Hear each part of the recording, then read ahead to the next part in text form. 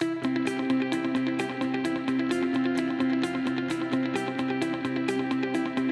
ready for your daily dose of WordPress and web development tips, tricks, and insights to help you find success with WordPress. You're listening to WP the Podcast with your hosts, David Blackman and Tim Streifler.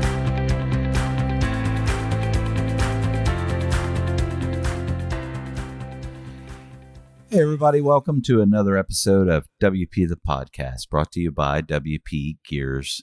I'm David Blackman. And I'm Tim Streifler. Today we're going to talk about 5 intermediate SEO tips for any business. Want to pay attention to this. We're not going to deep dive. SEO is such a massive thing that it overwhelms a lot of people. I know for myself, for a long time, it seemed like the elephant in the room that just overwhelmed me. Anytime I would go into Google Analytics with their gajillion different reports, it just was like, holy crap, where do I start? What do I do? And then I know it's important and I want to be found, and I want, when people search for certain types of keywords for my business, I want my business to come up, but it just seems daunting and overwhelming. So we figured we'd give you 5 intermediate tips that we feel like you can do right out of the gate to help your SEO. Tim?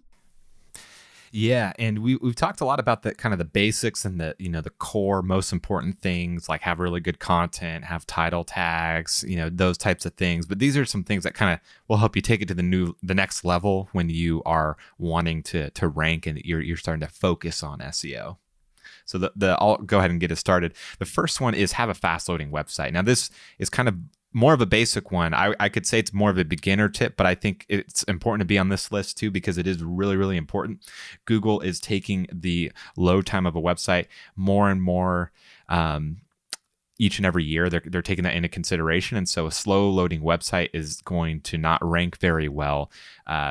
Internet speeds are getting faster. People are on mobile devices. And so a fast loading website is very important, and it's going to affect your rankings if your site's slow. Absolutely. I couldn't agree more. Number 2 on our list is have a plan for all of your content. I'm going to say this. Somebody told me this years ago. I think it was Nick Roach, actually, of Elegant Themes, CEO and founder. He told me, he said that your analytics should be dictating the type of content that you're writing. And I really didn't understand what that meant at the time. I fully comprehend it now. And basically all it means is that you want to find out, why are visitors coming to your website? What are they coming for? What are they reading? If they're coming to read a certain type of content, then you probably need to be producing more of that type of content, because that's going to be what your readers want to read, which is going to bring them back to your website again and again and again. So have a plan for your content, set an editorial calendar, and it's really going to help your SEO out. Yeah, the next intermediate SEO tip for any business is do keyword research. There's lots of tools. My favorite, and I'm pretty sure David's favorite for keyword research, is Ahrefs. It's a premium tool, but worth every penny. And kind of the idea behind keyword research is you want to find out what people are searching for. A lot of times you have an idea of what people are searching for. If you are a web design agency, then you a lot of times would think that people would type in, Austin, Texas web design. And so you want to come up for that. But there's so much more to it than that, than kind of the super high level short tail keywords. There's a lot of long tail keywords of things that you can create content around that people are typing in.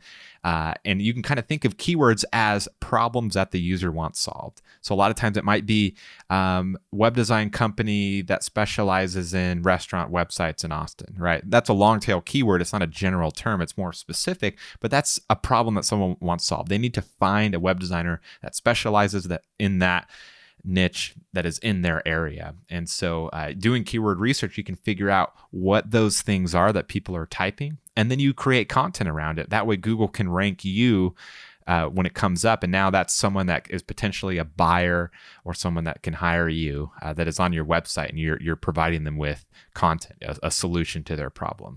Absolutely. And I will throw this out there. Ahrefs segues right into our next, number 4, which is invest in SEO tools. But before I dive off into that one, number 4, I wanted to throw a free SEO keyword research tool out there, and that's Google Trends. Google Trends is a great keyword research tool, completely free. So if you're not at the point where you can dive into number 4, which is making the investment in some SEO tools like Ahrefs. Ahrefs minimum starting plan is like $100 a month. And for some businesses, that can be very expensive. However, what it can do for your business long term is insane. The amount of information that comes from a tool like Ahrefs or SEMrush or any of the other SEO tools out there, it is incredible. I mean, I get to spy on Tim and see exactly what Tim's doing, my competitors, to figure out, okay, I need to do this. I can see where they're ranking, how they're doing, what they're ranking for. I find that type of information invaluable. When you're in business, if you can sort of peek, behind the curtains and see what they're doing in their business and stuff, it's hugely advantageous.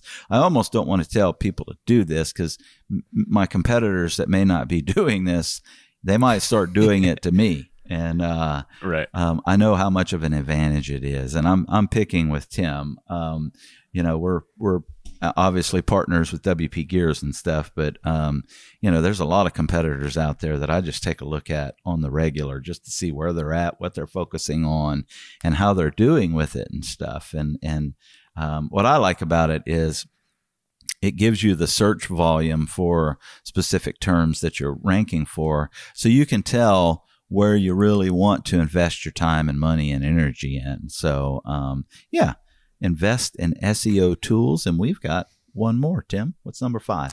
Yeah. The last one here is review your analytics regularly. Now, David mentioned that the tip he got from Nick Roach a couple of years back, where your analytics should depict what you write new content on. That kind of all comes full circle because you want to be looking at your analytics, seeing what content is most important so that you can do what David mentioned and have that determine what new content you put out there. But you also want to see things like, this used to be my most visited article here. I got a ton of organic search traffic, but now it's kind of starting to dip.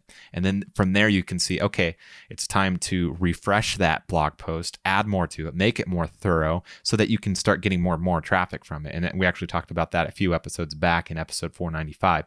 And so reviewing your analytics regularly is very important for SEO, for conversion optimization, everything. I mean, I know, kind of telling myself here, I don't look at my analytics as often as I should. I should be doing it more often.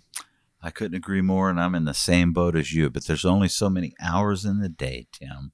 Yeah, very true. Well, tomorrow we've got another great topic, 5 Facebook ad tips for any business.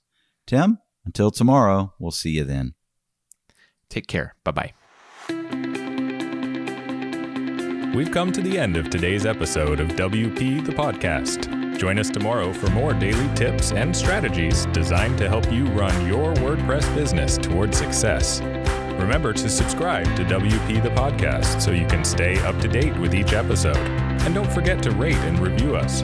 We'll see you again tomorrow right here on WP the Podcast.